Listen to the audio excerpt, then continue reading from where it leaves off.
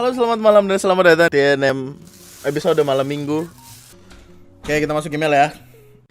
Halo Bang, halo Kak Ara, bagaimana kabarnya? Semoga nggak stres-stres amat lagi. BTW thank you sebutan kemarin, pas banget Doi lagi pergi seminggu dan Bang Ari jadi temanku selama beberapa hari. Jadi nggak sepi-sepi banget, wow.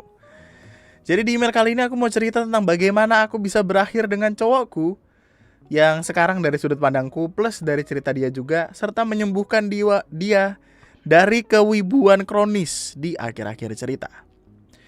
Oke, mari kita mulai dengan bagaimana kita tahu satu sama lain.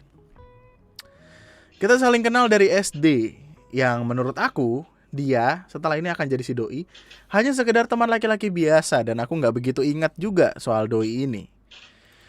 Kemudian di SMP, aku sering jadi worship leader, semacam MC kalau di gereja. Sedangkan Doi sering jadi permusikannya, dan di sini aku mulai tambah tahu si Doi. Hah? Kenapa Doi dia? Waktu 3 SMP, aku mulai ikut sebuah organisasi gereja yang akan berjalan selama 2 tahun. Dan ternyata si Doi juga ikut daftar. Selama di organisasi inilah, aku mulai tambah dekat sama Doi karena dia sering jadi fotografer dan ngedesain, Photoshop dan video juga. Selama awal perorganisasian ini, semua berjalan biasa aja. Dan tidak ada hal yang menarik saat di SMA awal, aku putus dengan mantanku dan mulai menikmati kehidupan jombloku serta fokus dengan organisasi di sekolah dan gereja. Jadi tambah dekatlah aku dengan teman-teman dari gereja yang salah satunya adalah si Doi. Terutama karena aku terkenal galak dan strict, sedangkan si Doi sukanya molor dan telatan. Ini kombinasi yang bagus sih sebenarnya tuh. Jadilah aku mulai sering ngomong, maksudnya ngomel, sama Doi karena aku kesel kerjaan si Doi nggak selesai-selesai. Di gereja juga cukup sering dekor sampai malam. Si Doi sering pulang malam dengan jalan sendirian karena belum diizinkan naik kendaraan, karena belum ada SIM. Sedangkan aku yang sudah diizinkan naik kendaraan dari satu SMA merasa kasihan. Mumpung rumah si Doi cuma beda 1 kilometer dari rumahku dan satu arah tanpa perlu putar balik, aku jadi sering nawarin Doi pulang bareng sama aku. Gokil. Boleh juga nih.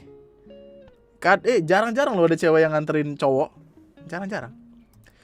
Semenjak itu aku jadi tambah dekat, tapi hanya sekedar teman dan tidak ada perasaan apapun karena memang aku punya banyak teman cowok. Kami sering share tentang anime dan dulu sering banget main situs buat tinggi-tinggian skor. What is situs? Situs? Main situs bareng buat tinggi-tinggian skor. Yap, dia wibu kronis sedangkan aku hampir terjun ke dunia itu. Osu ya. Untung ditolong bapak karena kalau aku nonton anime langsung dimatiin TV-nya. Ya santai-santai, Osu. Dan lama-lama aku menyerah. Karena Doi adalah fotografer dan dia selalu memfoto saat ada acara dimanapun, Doi juga sering ngambil foto aku dan teman-teman lainnya. Setelah acara, Doi langsung mengirim fotoku yang Doi ambil. Padahal kalau teman-teman lain yang minta nggak pernah langsung dikirim. Ini emang tipikal teman-teman wadaw nih. Giliran cewek yang dia demen aja fotonya langsung dibagi, langsung dikirim. Dan teman-temannya nunggu, ya Allah lama sekali. Biasanya 1 bulan baru dikirim dengan alasan belum diedit ya. Nah, teman-teman lain mulailah curiga dan selalu bilang ke aku kalau si Doi suka sama aku gara-gara masalah foto yang dikirim duluan. Sedangkan aku hanya merasa Doi baik karena kita teman dekat dan karena aku beberapa kali antar dia pulang. Hal ini terus berlanjut sampai tiba-tiba setelah aku lulus SMA dan pergi main sama si Doi nembak aku di mobil waktu ada temennya yang lagi tidur di kursi penumpang depan. Kagetlah aku dan aku sedikit ragu dan terpaksa menolak si Doi karena aku juga belum mantep-mantep banget. Apaan sih mantep-mantep banget tuh maksudnya? Apa sih? Aku suka sama kamu mau gak jadi pacar aku? Ih maaf ya, aku belum mantep-mantep banget sama kamu. Bang, sampai salam buat Nurul Hidayati kalau gue sayang dia. Nurul Hidayati Hamzui sayang sama elu. Yang gue yakin Nurul tidak, ya. Kagetlah aku dan aku sedikit ragu. Dan terpaksa menolak si Doi karena aku juga belum mantep-mantep banget. Setelah itu, Doi kelihatan sedih banget dan cuma diem sepanjang sisa perjalanan pulang. Aku jadi gak enak. Waktu sampai rumah, aku cerita ke mama dan mama gak kaget karena sudah tahu juga kalau si Doi ada rasa ke aku. Orang tua respect, orang tua tahu apa yang anaknya pikirkan dan rasakan. Setelah aku beres-beres, aku telepon si doi tanyain kabarnya dan terdengar suaranya di seberang kalau dia habis nangis. Tayang. Tayang. Karena aku masih merasa sebagai seorang teman dan bukan sebagai doi. Aku malah wawancara si doi. Ada beberapa pertanyaan yang aku lontarkan. Orang nembak dikasih wawancara, interview. Nembak kayak mau ngelamar kerja. Sejak kapan kamu suka sama aku? Jawab, dari SD. Oke.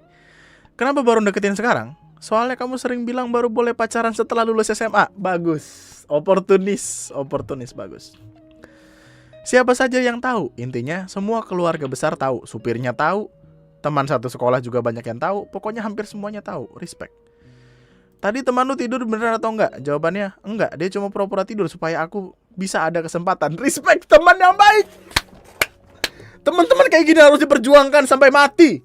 Kalau dia tiba-tiba jam 2 pagi bilang motornya mogok, bannya bocor, neneknya kawin lagi, kita bantuin, kita samperin. Gitu caranya. Respect. Teman baik, goks. Dan masih ada pertanyaan lain yang aku sendiri lupa. Ya Allah Gusti, aku tambah gak enak dong. Apakah aku setumpul itu karena aku merasa nyaman dengan kejombloanku atau karena memang dalam hati? Aku cuma pengen si doi jadi teman. Dan lu tahu apa yang gue omongin ke dia setelah semua pertanyaan? Jangan sedih ya, coba lain kali. Lu ale-ale. Disuruh coba lagi, buset dah. Nah akhirnya ada cowok ibu normal. Ya Allah, cowoknya normal, ceweknya ale-ale. Disuruh coba lagi, astaga. Coba lain kali. Gusti, bodohnya diriku ini. Dan beneran si doi tetap kekeh ngejar aku dan ngedeketin aku. Plus karena aku sudah tahu si doi beneran suka aku jadi lebih perhatian dong. Dan lama-kelamaan jadi suka. Ya gitu. Setelah 1 tahun dekat dan banyak yang tanya kita ini ada hubungan apa karena deket banget, tanyalah aku ke doi, sebenarnya kita ini apa? Dan si doi cuma balas, menurutmu apa? Ya elah, drama ABG wibu normal. Wibu normal. Aduh ya Allah. Diem dong aku, karena karma interview setelah nolak dong. Karena aku digantungin terus setelah aku tanya itu selama beberapa bulan, meskipun aku sempet tanya lagi beberapa kali, aku tambah gregetan. Gara-gara semua orang taunya kita pacaran, padahal belum official. Majulah aku buat beneran. Tuh kan, lu sih dulu batu lu dikasih tahu lu. Lucu banget anjing. Sebenarnya kita ini pacaran gak sih? Lah, kamu maunya iya apa enggak? Bukan gitu. Semua orang pada bingung dan kita juga bingung kalau ditanya pacaran ya. Kita cuma jawab terus ketawa. Ya udah pacaran aja. Hah? Official enggak nih? Ya nggak tahu, salahnya sendiri dulu nolak. Ya bukan begitu. Aku nggak suka pacaran ada tanggal, nanti ada anniversary-nya, mending nggak ada tanggal. Ya elah, BG, ulu, tayang.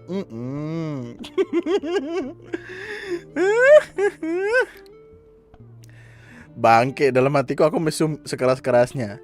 Malamnya aku nelpon doi buat bener-bener mastiin kalau ini official atau enggak. Dan akhirnya dia mengiyakan kalau kita sudah official. Anjing, official banget. Kayak akun IG lu official. Setelah itu aku mulai berani interview lagi. Lu emang pengen jadi HRD apa gimana dah cuy? Apa-apa interview.